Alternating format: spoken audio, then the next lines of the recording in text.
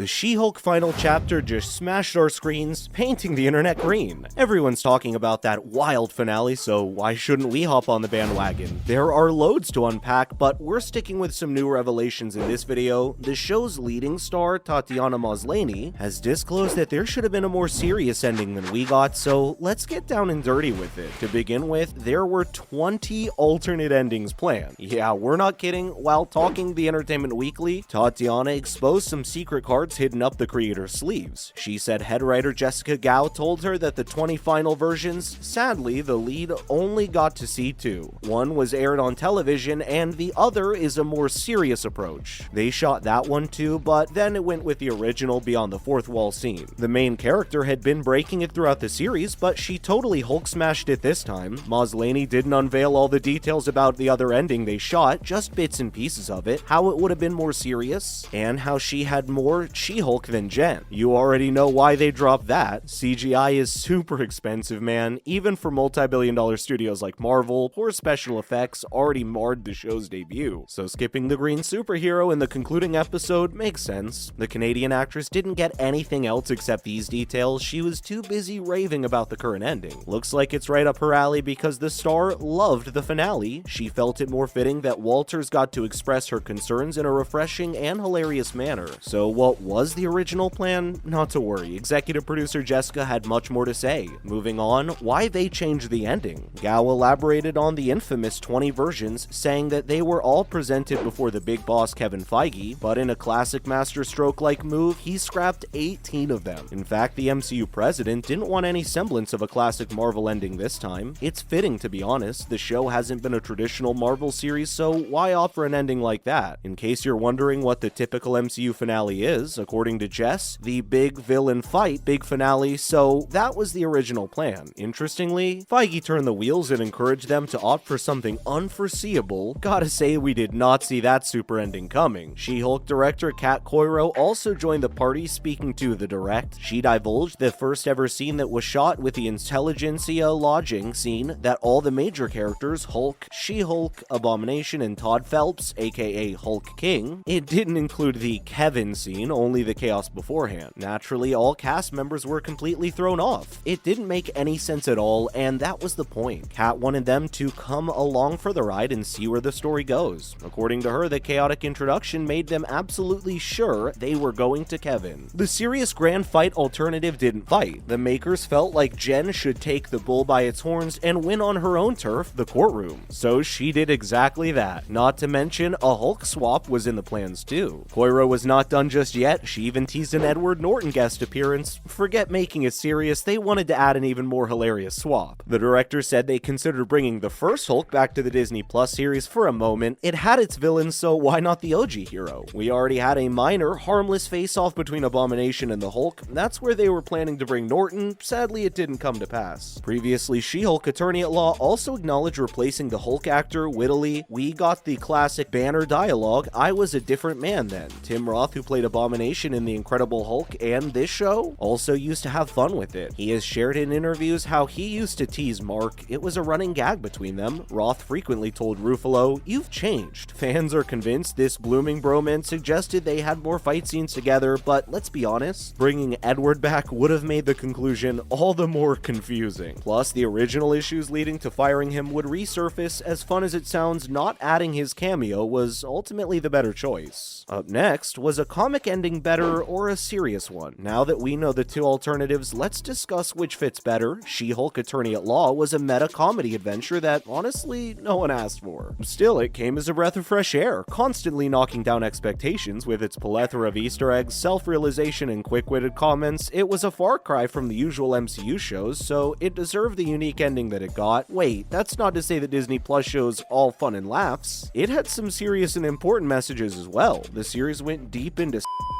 exploration, especially among Marvel fans. Let's be honest, if Deadpool did half the things Jen did, no one would have batted an eye. Anyway, all in all, She-Hulk had a good grasp of both tones, but a humorous finale was more fitting. It's in line with the show that Jennifer Walters' character, she speaks her mind entertainingly and gets her point across. A serious approach would have been talking to the AI Kevin in a more confrontational manner. That would have come across as women being angry and too emotional. We already have enough of that stereotype, so we can totally get behind what we got. Now that the She-Hulk She-Hulk finale, we have to talk about what actually happened. Let's look at the most meta plot twist ever. Sorry, we've got more spoilers if you're watching the video without catching up on the latest episode. It started quite casually, but paid retro perfect homage to the classic 1978 TV show, The Incredible Hulk. We saw Jennifer Hulk into a raging monster that had previously gotten her trapped in her cell. She's at an all-time low, losing her job, home, and composure. Then we found the intelligentsia and Hulk King's identities. Todd infected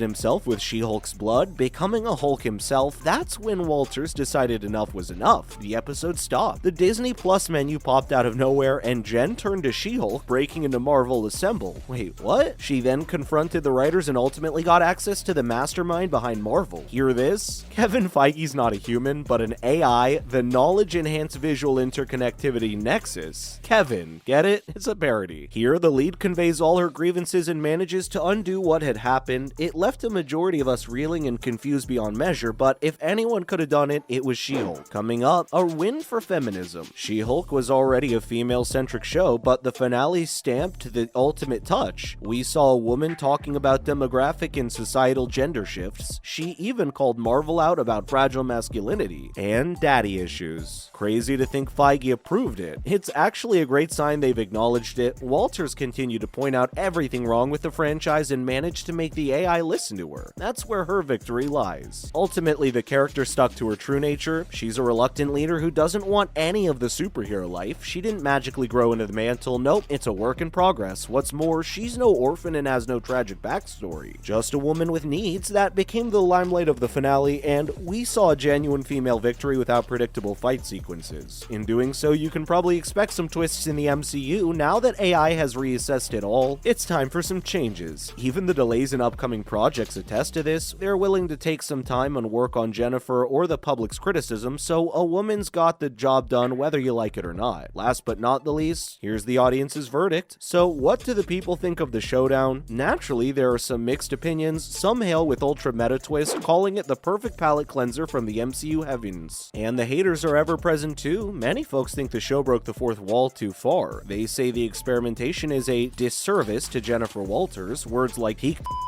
backfired cleverness and an avalanche of reveals were thrown around. That's a yikes. Yet, you can't blame the series for not being comic accurate. The characters exactly like this on the pages. Messy and fresh. The AI gag wasn't the only one gathering some comments. Too late to say spoiler alert, but Hulk has a secret son, Scar, and he's taking some fire too, particularly his hairline. One thing's for sure, you can't blame Marvel for being predictable and formulaic now. This last episode strikes the criticism by being a completely unexpected path. What's more, we may not see a second season soon, but it neatly sets up the World War Hulk movie. We got Hulk, She-Hulk, Scar, and Hulk King if he still has his powers. Rumors of Thaddeus Ross playing the Red Hulk wrap this theory with a neat little bow, so maybe it's time for the Hulks to shine. But that's gonna be a wrap for this video, my friends. What ending would you have liked for She-Hulk? Let us know your opinions in the comment section below. If you liked the video, please give it a thumbs up and share. For more content like this, hit that subscribe button. Thank you so much for watching. We'll see you in the next one.